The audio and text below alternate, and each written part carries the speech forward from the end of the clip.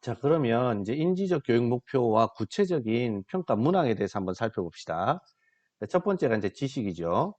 네, 지식이라는 것은 아까 앞서도 살펴보았듯이 이미 배운 내용, 그러니까 사실이나 개념이나 원리나 방법이나 유형이나 구조 등을 이제 기억하는 것, 그런 것들을 의미하죠.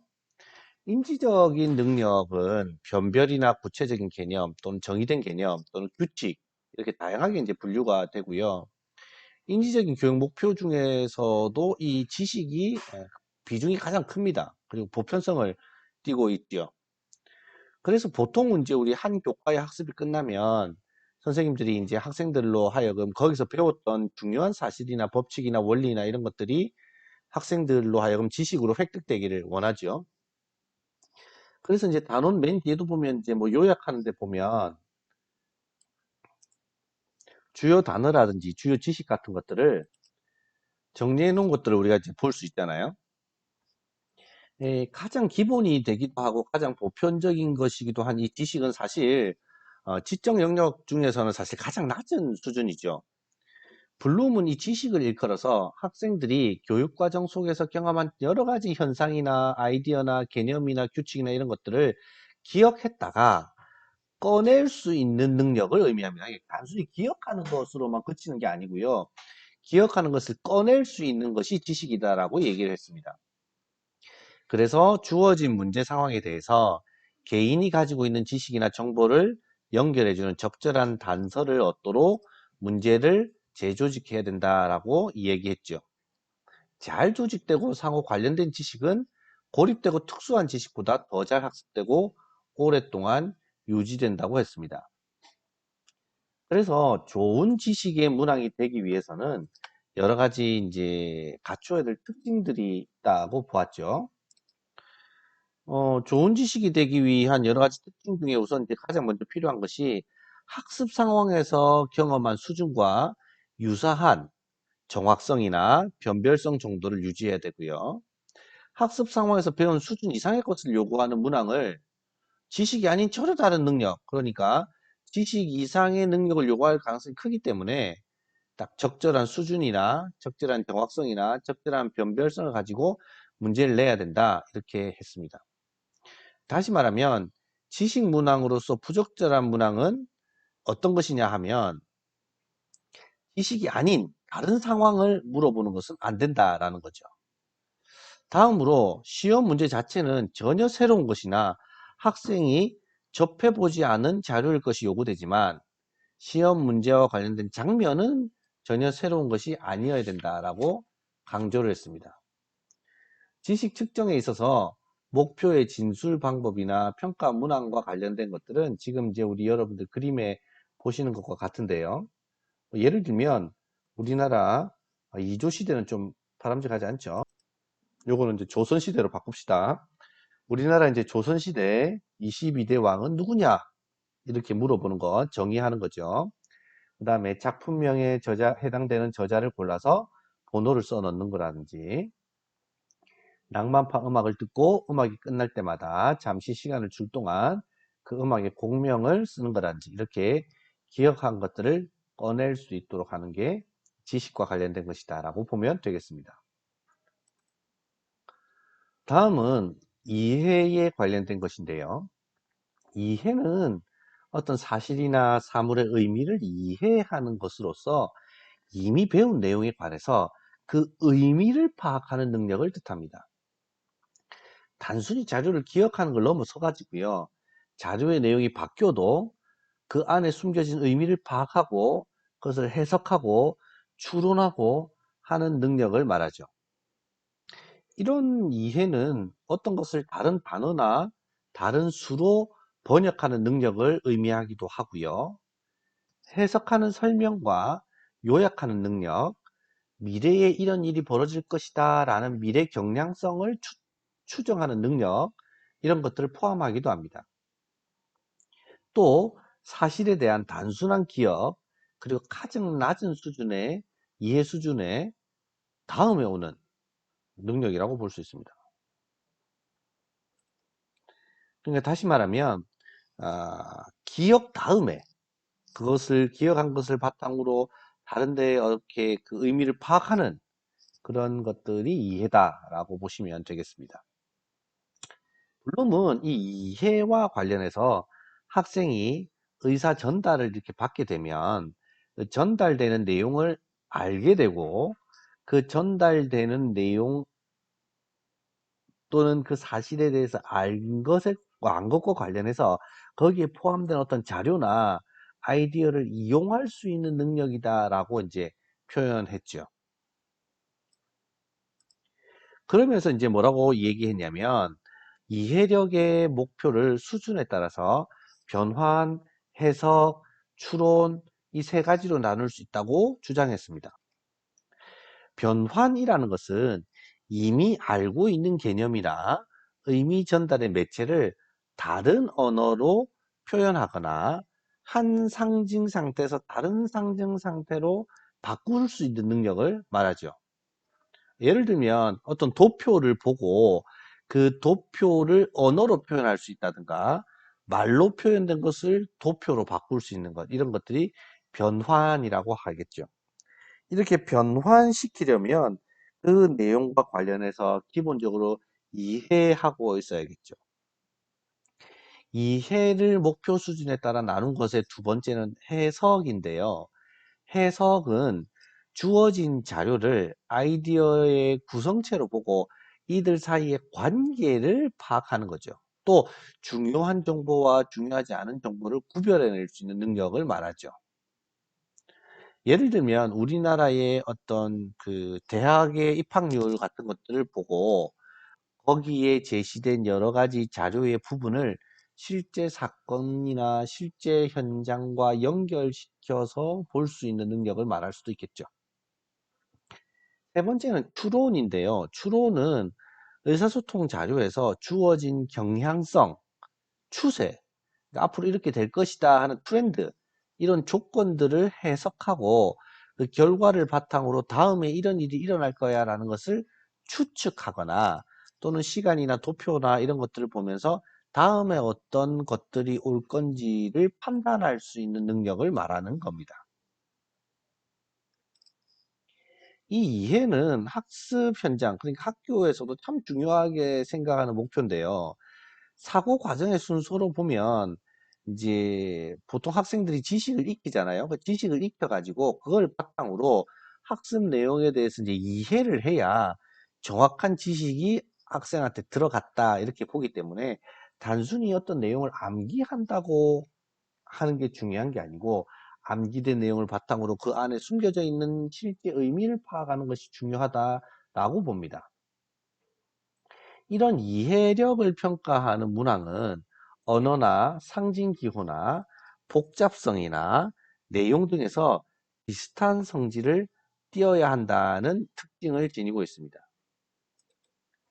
이해와 관련된 평가 문항의 예시를 보면 다음 글을 읽고 물음에 대한 답 중에 맞는 것의 번호를 답안지에 써놓으세요 라고 되어 있죠. 그리고 그 밑에 보면 글 기억으로 미루고 보아 이 글 앞에 어떤 내용이 올까요? 이렇게 되어 있거나 또는 이 글 뒤에 어떤 내용이 올까요? 이렇게 물어보는 시험지들이 대체로 이해와 관련된 시험이다라고 볼 수 있겠죠. 세 번째 등장하는 것은 적용입니다. 적용은 이미 배운 내용인 개념이나 규칙이나 원리나 이론이나 이런 것들을 아까 설명드린 것처럼 구체적인 또는 새로운 또는 실제 삶의 장면에 활용할 수 있는 능력을 얘기합니다. 그러니까 새로운 문제나 새로운 사태에 원리나 일반화의 법칙을 적용하고 응용하고 이렇게 뭐랄까요? 실제 해볼 수 있는 그런 능력이라고 정의할 수 있죠. 학생들이 이제 우리 선생님들이 이제 쭉 이렇게 설명하고 나서 학생들 보고 너 진짜 이해했니? 그럼 이해된 것을 실제로 한번 해봐라 라고 이렇게 얘기하는 것도 적용에 해당한다고 볼 수 있죠. 이 이해는 앞단계에 나오는 이해는 학생들이 배운 걸 실제로 해보라고 구체적인 걸 제시했을 때 그것을 정확하게 나타낼 수 있는 정도의 추상 개념을 충분히 알고 있는가 이런 걸 말하는 것에 비해서 적용은 그거보다 조금 더 나가는데요. 어떤 추상적인 개념이 정확한 것이냐 하는 그런 지식이 없어도 그것을 어떤 새로운 사태에 응용할 수 있는 것, 시범을 보이지 않고도 적절하게 할 수 있는 것, 이런 걸 말하죠. 그러니까 선생님이 시범을 보이지 않았는데 학생이 어떤 것을 해낼 수 있는 것, 그런 것들이 적용이라고 볼 수 있죠. 적용에 포함되는 행동들을 보면 어떤 사태에 적용해야 할 가능한 설명이나 예언을 하기 위해서 법칙이나 원리나 이런 절차나 이런 것들을 끌어들여 가지고 자기의 능력으로 끌어들여서 그런 것들을 정당화시키는 두 가지 이상의 능력이 핵심이 된다라고 봅니다. 그래서 적용 목표를 진술할 때는 일반적으로 그 속에 세 가지 요건이 포함되는데요.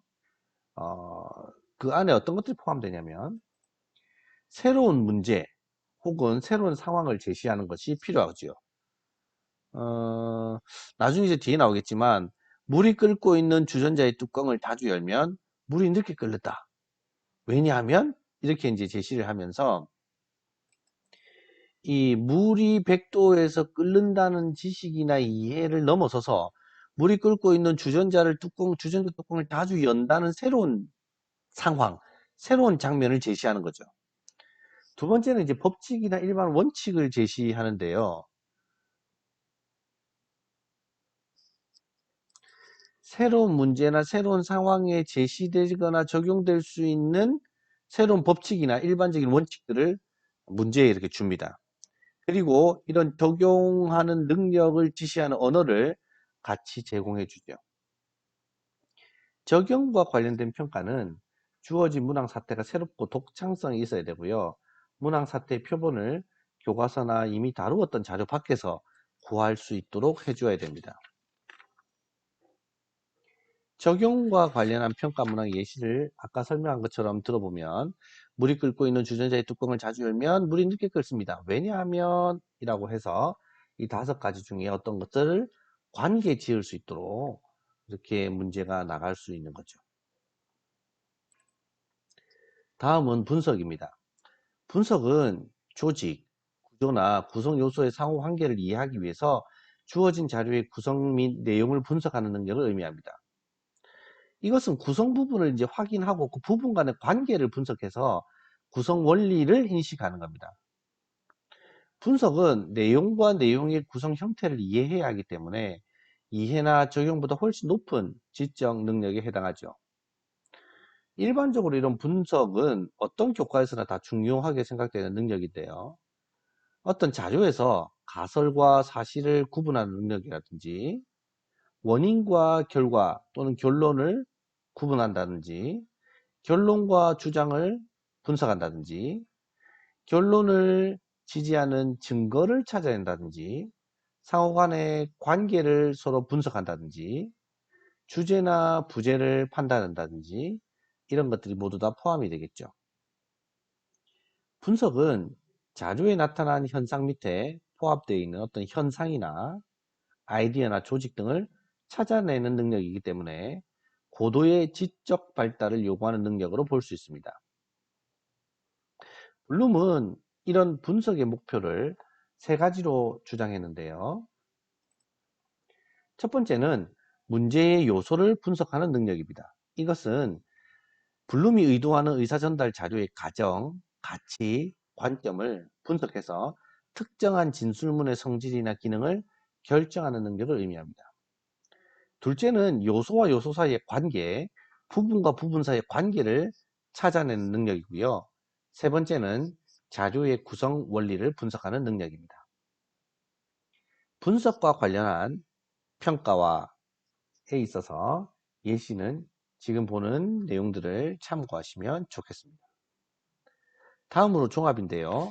종합은 이제 새롭고 독창적인 형태나 또는 원리나 관계나 구조 등을 만들어내기 위해서 주어진 자료의 내용이나 요소를 정리하고 조직하는 능력을 의미합니다. 즉, 여러 개의 요소나 부분을 전체로서 하나가 되도록 묶는 능력을 얘기할 수 있겠죠. 연설이나 강연 같은 걸 하기 위해서 독창적인 의사전달을 한다든가 실행계획이나 관계의 요약을 하는 것을 말할 수 있겠죠. 이런 종합은 학습에서 고도의 성취를 보인 학생만이 나타낼 수 있는 능력이죠. 그래서 이제 지식이나 이해나 적용이나 분석이나 이런 것들을 제대로 할 수 있는 사람만이 종합을 할 수 있다라고 얘기합니다. 종합력은 다시 세 가지로 요약할 수 있는데요. 첫 번째는 독특한 의사소통 창안 능력이라고 볼 수 있습니다. 저자가 다른 사람한테 자신의 아이디어나 자신의 감정이나 경험이나 관계 등을 전달하려는 의사소통 방법의 개발과 관련이 있습니다. 두 번째는 조작의 계획 및 절차의 창안 능력입니다. 어떤 조작이나 작동을 할 때 필요한 계획이나 절차를 만들어내고 고안하는 능력을 포함한다고 할 수 있죠. 세 번째는 추상관계의 추출 능력인데요. 특정 자료나 현상을 분류하고 설명하기 위해서 추상관계를 개발한 능력을 포함합니다. 종합평가와 관련해서는 예시가 다음 등장하는 것처럼 이렇게 볼 수 있습니다. 구체적인 내용은 교환을 보면서 익혀두시기를 바라겠습니다. 마지막으로 평가인데요. 평가는 어떤 특정한 목적과 의도를 근거로 해서 주어진 자료나 또는 방법이 갖고 있는 가치를 판단하는 능력을 의미합니다. 그래서 평가는 판단력이나 비판력이라고도 할 수 있는 것인데요. 어떤 목적을 갖고 아이디어나 작품이나 방법이나 소개와 관련된 것을 같이 판단하는 능력이다라고 볼 수 있는 거죠. 이런 평가에는 어떤 특정 사상들이 얼마나 정확하고 효과적이고 경제적이고 만족할 만한가 하는 것들을 판별하는 그런 능력도 포함된다고 할 수 있습니다. 평가는 인지적인 영역 중에서 가장 복잡성이 큰 능력인데요. 어떤 측면에서 보면 이 평가는 정의적인 요소가 포함되어 있기도 합니다. 이게 가치가 뭐냐 했을 때 가치를 느끼는 사람마다 다 다르게 해석할 수 있잖아요. 그렇죠? 그래서 정의적 요소가 포함되어 있다라고 보는 사람도 있습니다. 개인이 가지고 있는 의견이나 가치나 정서나 주장 등이 평가 능력을 구성하는 것에 포함될 수 있기 때문이죠. 하지만 어떤 개인의 기호에 따라서 선호하느냐, 합리적이냐, 논리적이냐, 타당하느냐를 모색하는 그런 것들을 좀 구분해낼 필요도 뭐 있겠죠. 뭐 그런 것들을 좀 차지하고요. 평가의 목표가 이제 좀 강조될 부분들이 있는데요. 평가의 목표는 두 가지로 이제 나눌 수 있습니다. 첫 번째는 내적 기준, 그러니까 내적 증거에 의한 판단인데요. 이런 내적 증거에 의한 판단은 의사소통의 정확성과 일관성이라는 내적 증거에 의해서 판단하는 능력이고요. 외적 증거의 판단은 설정된 기준에 비추어서 자료나 사물이나 정책 등을 판단하는 능력인데 이 내적 기준과 외적 기준들을 한번 살펴보면 좋겠습니다. 평가 문항과 관련된 예시는 지금 보시는 자료를 참고해 보시면 좋겠습니다. 예, 여기까지 인지적 교육 목표와 평가 문항 관련된 내용을 살펴보았습니다.